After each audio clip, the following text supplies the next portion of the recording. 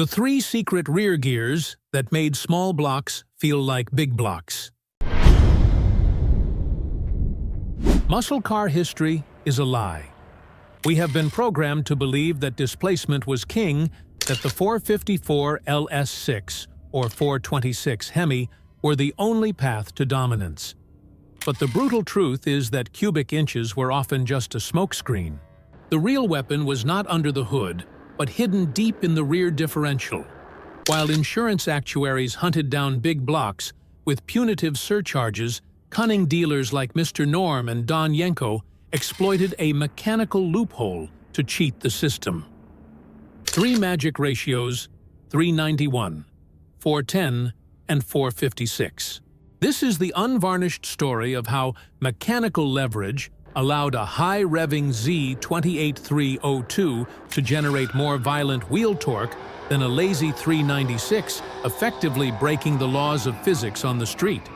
Forget the brochure horsepower. Let's uncover the math Detroit did not want you to see. If you're a true gearhead who values engineering over hype, hit that like button, share this with your crew, and tell us your own gearing war stories in the comments below. To understand the genius of the gear swap, you must first confront the factory trap of the late 1960s. Walking into a dealership in 1968 to order a Camaro SS350 or a Mustang GT did not guarantee a race car, for you were actually purchasing a corporate compromise. Detroit engineers were handcuffed by mandates for highway comfort and fuel economy, forcing them to shackle these high-performance engines to tall rear axle ratios like 273:1 or 308:1. This mechanical paralysis created a phenomenon known on the street as the bog. A high-revving small block, like the Chevy 302 or Mopar 340, generates its power high in the rev range, usually above 4,000 RPM. However, a 308 gear forces the engine to languish at a sleepy 2,200 RPM at cruising speed. When the light turned green, that 3,500-pound chassis was not being pushed by peak horsepower, but was instead being dragged by a torque deficit. The engine had to fight the car's own gearing just to reach its power band. Detroit initially solved this problem with a lazy application of brute force known as the big block. Rather than optimizing the drivetrain, they simply dropped in massive 440s and 454s that produced over 400 pound-feet of torque right off idle. This sheer displacement masked the inefficiency of the 308 gears effectively, but it was a crude fix. The bill for this excess came due in 1969 when the insurance actuaries rewrote the risk tables. These financial analysts examined the carnage of high-horsepower accidents and slapped a performance surcharge of up to 300% on high-displacement vehicles. Owning a 426 Hemi or 454 Chevelle suddenly transformed from a dangerous hobby into financial suicide for anyone under 25. This crackdown inadvertently created the perfect storm for the small block. The street demanded a car that could slip under the insurance radar as an economy coupe, yet still hit like a heavyweight. The solution was found not in more cubic inches, but in the aggressive mechanical leverage of the 410 gear. To see through the illusion of displacement, we must abandon the marketing brochures and embrace the cold, hard physics of the torque multiplier. The rear differential is not merely a passive connector, it is a variable lever that can magnify force, and this is where the mathematical cheat occurs.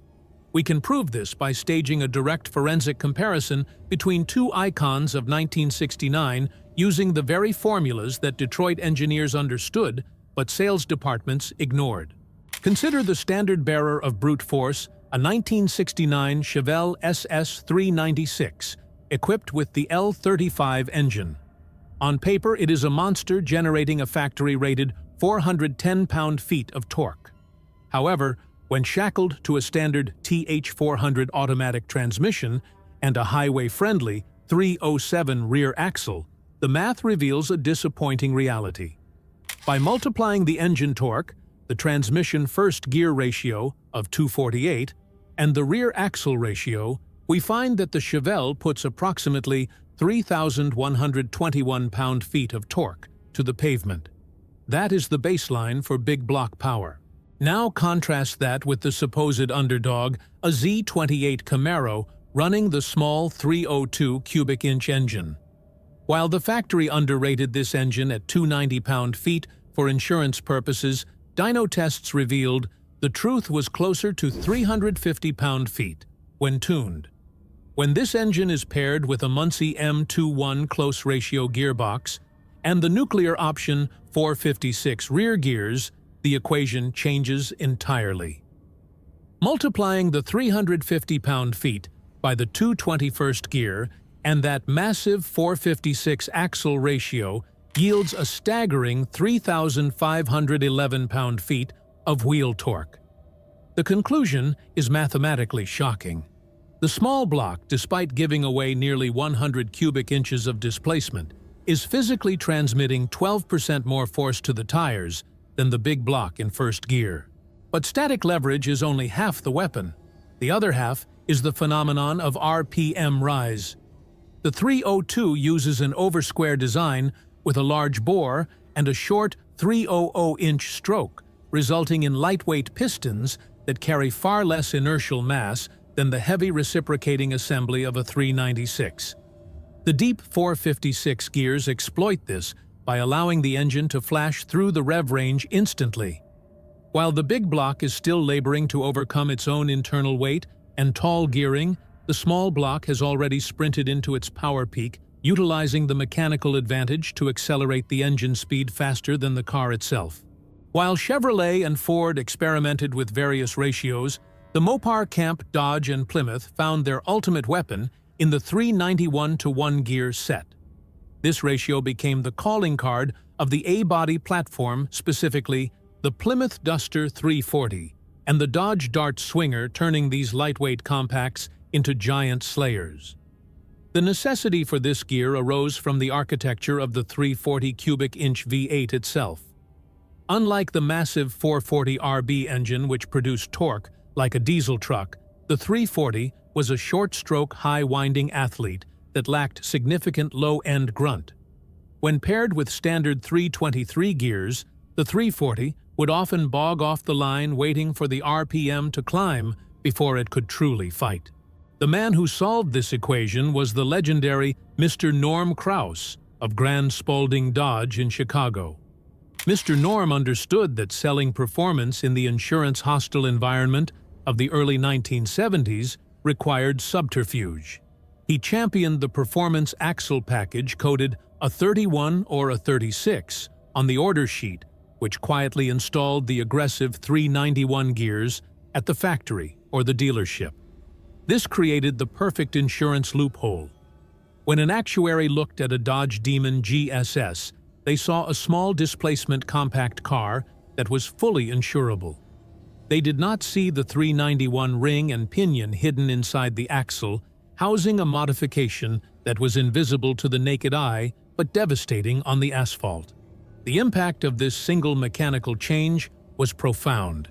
In period testing, a standard Duster 340 with 323 gears would leisurely cover the quarter mile in about 14.7 seconds, a respectable but beatable time.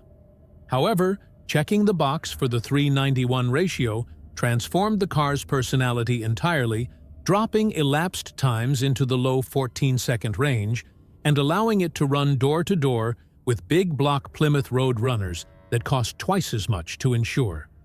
The 391 became the definitive Street Fighter ratio because it hit the mechanical sweet spot, aggressive enough to launch hard at a stoplight, yet forgiving enough to drive to work without blowing up the engine on the highway. If the 391 gear was a street brawler, the 410-to-1 ratio was a psychopath. This gear set did not care about your fuel economy or your hearing.